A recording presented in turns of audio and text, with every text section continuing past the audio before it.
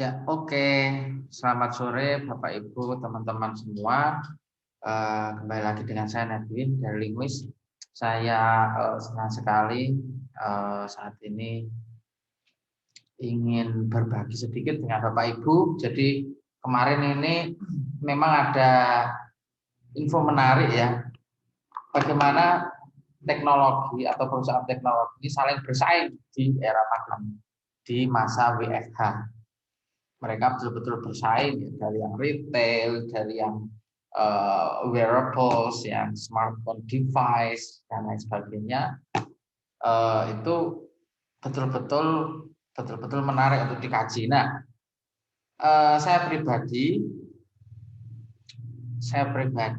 tertarik untuk membahas sedikit tentang salah satu brand gitu ya.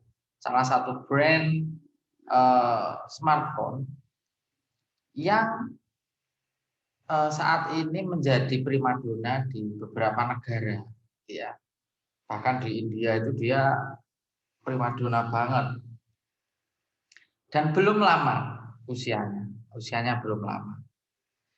Jadi yang ingin saya share pada kesempatan kali ini adalah tentang sebuah brand yang luar biasa, yaitu Xiaomi.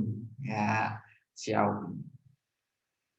Nah, Xiaomi ini dari namanya saja sudah menarik, sudah enak di telinga gitu ya. Nah, disclaimer ya guys, disclaimer ini. Saya tidak sedang mempromosikan, juga tidak sedang memberi review ya. Saya hanya ingin melihat dari sudut pandang fenomenologi secara bisnis, secara eksistensi ya. Ingin mencoba diskusi, sharing gitu. Nah, Xiaomi ini saya juga belum begitu sering pakai gitu, nggak betul-betul familiar gitu. Nah, tapi banyak yang bilang bahwa kebetulan adik saya itu kan kerja di di perusahaan smartphone juga ya, dia di bagian distributornya. Jadi dia ngerti banget lah, compare itu sering ngobrol sama saya juga. Nah, Xiaomi ini memiliki beberapa kelebihan yang mana salah satunya adalah dia relatif lebih murah dengan spek yang sama. Saya nggak ngerti secara quality ya, karena setiap perusahaan pasti memiliki research and development-nya sendiri-sendiri, punya tools-nya sendiri-sendiri, dan punya productivity plan serta quality plan sendiri-sendiri. Dan ini tidak serta-merta transparan ya. Jadi kalau masalah quality, kemudian masalah riset yang dilakukan itu selalu berdasarkan kepada kultur perusahaannya, kemudian target market perusahaan dan seterusnya. Kalau kita bicara tentang Apple misalkan ya, dengan katakanlah produk lain gitu ya, tentu saja tidak bisa apple to apple, karena maksud saya tidak bisa sebanding gitu ya. Karena apa? Karena seperti Apple itu memang memiliki kultur riset yang kuat. Dari mulai almarhum Steve Jobs begitu, memang dia menekankan research and development before creating product. Dan ini yang mungkin salah satunya dikembangkan juga ya, konsep riset ini oleh Samsung gitu ya. Dan di mana di dalam salah satu produk video promosional mereka itu ada research based smartphone. Jadi mereka melakukan riset berulang kali agar menghasilkan produk terbaik. Dan itu betul-betul masuk ke mindset user mereka. Dan ini luar biasa. Jadi contoh dari Apple dan Samsung ini saya kira bisa mewakili ya, bahwa riset dan penelitian yang mendalam mengenai satu produk itu akan membawa profit ya, atau benefit untuk perusahaannya, akan memiliki nilai tambah untuk produk yang diluncurkan oleh perusahaan tersebut. Nah, oke, kita mulai saja langsung ke Xiaomi ya. Kenapa Xiaomi? Karena begini, Xiaomi ini belum lama usianya, tapi sudah kemudian mendunia dengan begitu cepat. Strategi ya, market fit-nya juga sangat kagum sekali. Nah, yang pertama ingin saya sampaikan adalah tentang si CEO-nya. CEO-nya ini namanya Lei Jun ya. Lei Jun ini sedikit berbeda dengan Jack Ma cara pandangnya. Kalau Jack Ma itu cara pandangnya ini futuris ya. Jack Ma ini kan seorang futuris mirip-mirip seperti Richard Branson, kemudian seperti Jack Dorsey-nya Twitter itu ya. Kemudian seperti mungkin Zuckerberg ya, seperti itu. Atau misalnya mirip-mirip lah sebanding dengan Collison Family itu ya. Kalau Anda tahu tentang Stripe, yaitu mereka juga seorang futuris ya, dua bersaudara Collison ini. Nah, Xiaomi ini, si Lei Jun ini saya lebih melihat dia ini oportunis sebetulnya. Dia melihat peluang. Dia tidak betul-betul pure futuris, tapi dia ini ada inovasi, ada juga oportunisnya dan juga seorang apa ya kalau saya katakan dia ini pintar menangkap peluang. Saya rasa itu yang paling tepat ya untuk mewakili seorang Lei Jun. Jadi dia ini pengusaha, seorang entrepreneur sejati ya di bidang teknologi yang mana cara berpikir dia itu adalah memanfaatkan peluang yang nampak di depan mata. For example, Xiaomi ini muncul ketika mahal-mahalnya chipset Android itu, ketika mahal-mahalnya infrastruktur fisik dari HP-HP smartphone, sehingga harganya selangit waktu itu. Nah, tahun 2010 Xiaomi ini muncul, kemudian memberikan nilai jual yang luar biasa.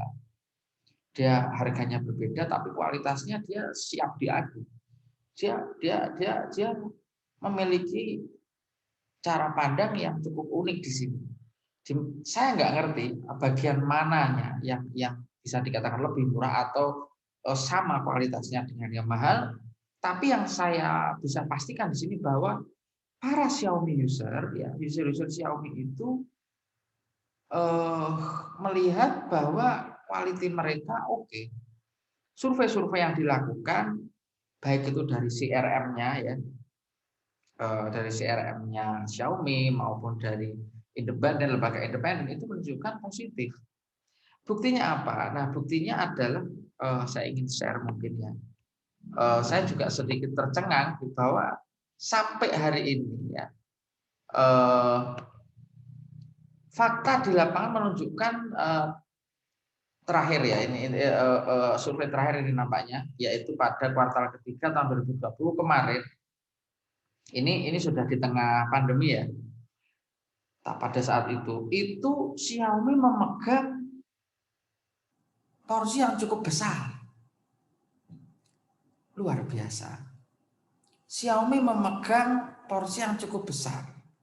Kalau kita lihat market share-nya Xiaomi itu berada di nomor 2. Bayangkan nomor 2 setelah Samsung. Ya, jadi Samsung itu tetap paling tinggi ya. Secara umum dia itu raksasa lah ya. Terutama di Asia memang Samsung ini raksasa. Dan Xiaomi yang nomor 2. Siapa sangka? Siapa yang menyangka? Saya pun nggak nyangka gitu ya. Saya melihat waktu itu ada kompetitor setelah Xiaomi muncul ini kompetitornya banyak banget. Oppo, gitu ya, Realme, Huawei juga waktu itu. Jadi Vivo terus-terusan ini mereka seperti bakar-bakar duit atau bagaimana ya gitu. Saya melihat ada kemungkinan bakar duit, ada kemungkinan mereka melakukan investasi di pos lain untuk mengcover pos bisnis utamanya. Jadi core bisnisnya ini tetap tercover. Nah, secondary bisnis ini yang mungkin yang non primary bisnis atau secondary bisnis yang menyebutnya itu akan di cover dari return dari yang pertama tadi, sehingga ini yang biasa disebut sebagai subsidi silang lah ya begitu. Bisa jadi seperti itu, atau dia markup atau menurunkan harga ya, tetapi dengan memarkup beberapa hal lain, misalnya spare partnya atau misalnya layanan digitalnya. Nah, ini yang saya masih berasumsi dan belum berani membuat hipotesis ya, masih sifatnya dugaan, tapi Xiaomi luar biasa. Saya katakan sekali lagi, saya melihat ini fenomena yang cukup unik dan menarik karena Xiaomi baru 10 tahun ya, mungkin 11, hampir 11 tahun lah ya, itu sudah memegang market share dengan porsi kedua setelah Samsung. Dan ini luar biasa. Bayangkan ya Bapak Ibu, Samsung ini Xiaomi ini di tahun 2010 itu karyawannya hanya 100 orang. Hanya 100 orang. Nah, di tahun 2019 itu 17.000 lebih karyawannya. Nah, ini artinya apa? Artinya selama 10 tahun ini betul-betul mereka produktif, efektif, dan efisien ternyata. Luar biasa. Kenapa saya katakan efisien? Karena mereka bisa menekan cost. Karena ada inovasi untuk menekan cost, ada inovasi untuk meregenerasi produk, sehingga akhirnya mereka bisa hiring the more professional people untuk masuk ke circle mereka gitu ya. Kemudian memberikan pelayanan, quality, service excellent, total productive maintenance dan seterusnya itu dengan luar biasa. Nah, itu yang perlu kita lihat sebetulnya di dalam melakukan entrepreneurial activities ya, atau cara mindset kita sebagai seorang entrepreneur harus melihat ini sebagai satu tolak ukur bahwa harus ada jangka waktu tertentu untuk improvement. Kalau di dalam Kaizen itu kan selalu ada improvement di setiap area. There's always be an improvement opportunity in any area.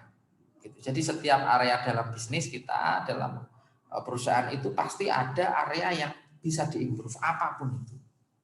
Gitu loh. Sehingga apa? Sehingga kalau kita sadari bahwa kadang kita ini lengah gitu ya. Alah sudah segini kok, ya udah cukup lah. Kayak gini sudah cukup. We need to have a dream. Not only a dream, it should be a big dream. Betul-betul mimpi yang besar, dan kita perlu think big gitu ya. Kita perlu think big, live big gitu ya. Kalau kata siapa itu yang dari Mind Valley itu, Ajit Nawalka ya, kalau dia bilang seorang motivator ya dari Amerika tapi berkebangsaan India atau Pakistan kalau nggak salah ya. Ajit Nawalka ini salah satu pionir juga motivator dari Mind Valley, itu mengatakan bahwa ya kita perlu live big gitu, kita perlu menjangkau hal-hal besar gitu ya dengan cara-cara yang juga besar. Nah, Xiaomi ini adalah contoh ya. Sehingga saya kira dalam melakukan satu upaya penetrasi pasar atau market fit begitu ya, kita perlu memang melakukan riset. Kita perlu melihat bagaimana gitu ya, inovasi yang perlu dilakukan, pemutakhiran data yang perlu dilakukan dan lain sebagainya. Saya memang melihat bahwa Xiaomi ini perlu kita kaji lebih, apalagi kalau kita melihat market share dan profitnya ini di Q1 2021 aja itu loh sudah tinggi, sudah membuat kompetitornya tercengang gitu ya, surprise banget. Karena kalau kita melihat sumber dari phoneworld.com yaitu artikelnya ini tentang Xiaomi gitu ya, tentang market share-nya Xiaomi. Dia ini memiliki pertumbuhan pendapatan sebesar 50,6%. Nah, sehingga valuasinya itu mencapai 37,4 billion yuan gitu ya. Luar biasa. Dan ini dia mengatakan it is the largest smartphone brand in 12 countries and in the top 5 in 62 countries worldwide. Artinya, jadi dia ini ternyata brand smartphone yang terbesar dari 12 negara atau di 12 negara. Dan 5 besar di 62 negara seluruh dunia. Luar biasa. Nah, kalau Anda mungkin belum ngerti bahwa sebenarnya Xiaomi ini juga sama seperti Samsung. Dia itu produknya nggak hanya, ya kalau Samsung beda ya, dia memang sudah start duluan menurut saya. Saat ini kan Samsung kalau nggak salah ya 340.000 karyawan lebih ya. Dan 70%-nya itu di luar Korea Selatan gitu. Xiaomi ini di China, sementara kalau Samsung ini di Korea Selatan untuk headquarter-nya. Tapi pegawai mereka di luar negeri atau di luar negara mereka itu cukup besar, luar biasa. Nah, sama seperti yang Samsung, Xiaomi ini tidak hanya smartphone saja produknya, tapi ada wearables ya, ada kemudian smart device, ada juga home appliances seperti misalkan ya ada kulkas, ada televisi dan lain sebagainya ada. Cuman orang Indonesia itu cenderung yang mana yang sudah lebih dulu di sini maka itu yang dikonsumsi, kebanyakan begitu sebetulnya. Kita belum berani untuk move on dan melihat sebagai satu challenge gitu ya, melihat satu produk baru yang mungkin lebih baik dan lebih sesuai dengan lebih relevan dengan kebutuhan kita sebetulnya. That's why saya kadang membeli satu dua produk yang berbeda hanya untuk mengcompare dan melihat perbedaannya itu sebelah mana sih secara quality. Ini lebih enak mana sih sebetulnya untuk dipakai. Dari sisi itu saya kemudian akan membuat kesimpulan, oh ternyata produk-produk yang seperti ini yang sesuai. Produk-produk yang ini mungkin kurang sesuai dengan kebiasaan kita sebagai orang Indonesia, mungkin ya ada mungkin yang produk semacam itu dan lain sebagainya. Nah, kalau kita melihat bahwa fakta bahwa IoT-nya atau Internet of Things-nya Xiaomi ini juga sudah banyak. Ada sekitar 351 juta smart devices. Kalau kita melihat di statistiknya phoneworld.com itu yang terkoneksi dengan Xiaomi. Platform-platform di Xiaomi, baik itu yang di smartphone maupun yang di laptop, dan itu luar biasa. Bahkan asisten AI yang berbasis AI, Artificial Intelligence atau kecerdasan buatan, itu memiliki sekitar 93 juta pengguna ya. Di mana home appliances-nya itu mencapai 49,2 juta pengguna. Bayangkan penggunanya luar biasa segitu. Memang saya kira kalau kita mau jujur bahwasanya ya kita perlu membuka diri terhadap peluang-peluang yang nampak di depan gitu ya, apapun itu. Saya kira kita dalam berkompetisi kita perlu sehat ya, seperti yang disampaikan oleh KPPU, Komisi Pengendalian Persaingan Usaha RI, itu yang menyampaikan bahwa ya setiap usaha memang perlu sustain gitu, tetapi persaingan usaha tetap harus secara sehat. Nggak boleh itu monopoli gitu kan. Nggak boleh itu bermain harga dan kong kali kong harga ya dengan kompetitor lain untuk menjadikan satu kompetitor gitu ya. Nah, saya melihat ini bahwa keberadaan dunia para pebisnis teknologi di dunia usaha yang saat ini menjamur gitu ya. Itu memang ya gimana ya kalau kita bicara peluang itu memang sangat besar. Contohnya Eric Yuan saja yang penemu bukan maksud saya founder ya. Dia founder dan CEO-nya Zoom Cloud Meeting itu melihat peluang bahwa ya luar biasa. Produk-produk serupa memang sudah ada. Bapak Ibu, produk-produk serupa seperti Zoom sebelumnya sudah ada. TalkFusion, Google Meet, apalagi Skype dan yang lainnya sudah ada. Saya nggak hafal ya, tapi beberapa saya sudah nyoba dan memang berbeda, memang sangat berbeda. Eric Yuan melihat kelemahan yang ada, seperti misalkan bandwidth controller, kemudian ada juga dia lebih enteng, gitu ya, secara aplikasinya juga enteng, dia lebih ringan untuk diinstal dan lebih terjangkau mungkin kalau yang premium. Nah ini yang menarik sehingga akhirnya dia meluncurkan Zoom pun itu ya didukung oleh banyak investor. Saat ini market share-nya tetap paling tinggi untuk produk cloud meeting gitu ya.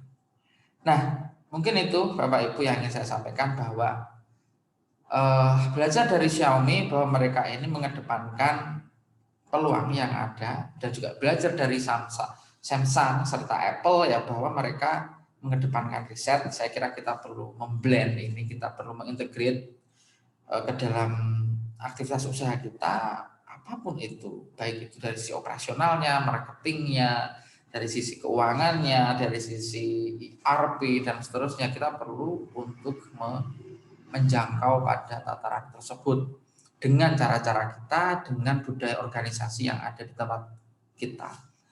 Oke, terima kasih. Sampai ketemu di lain kesempatan. Jika ada yang mau ditanyakan atau mau disanggah ya, atau mau disampaikan, silahkan. Mungkin ada yang mau, Pak, itu menggunakan sistem seperti apa sih gitu ya.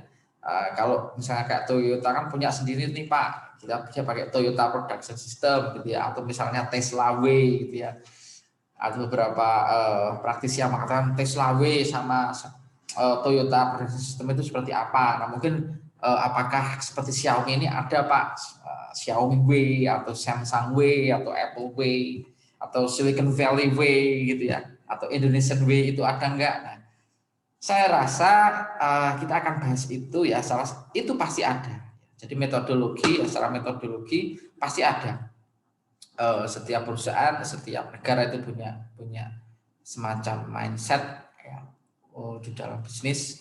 Ada yang mindsetnya industri 4.0 banget, ada yang dia cultural ya, kultural banget, ada juga yang sifatnya mandiri banget ya, itu atau independen gitu ya. Nah, kita akan bahas itu tentunya di lain waktu. Untuk saat ini kita cukupkan sekian. Bila ada yang mau ditanyakan, silahkan nanti bisa langsung aja di kolom komentar. Saya selalu open komentar ya, agar ada diskusi. Jangan sungkan, langsung saja. Mau diskusi juga pasti akan saya balas nanti. Terima kasih. Sampai ketemu di lain kesempatan. Saya Edwin, and happy weekday. Hari Senin ya, happy weekday. Bye bye.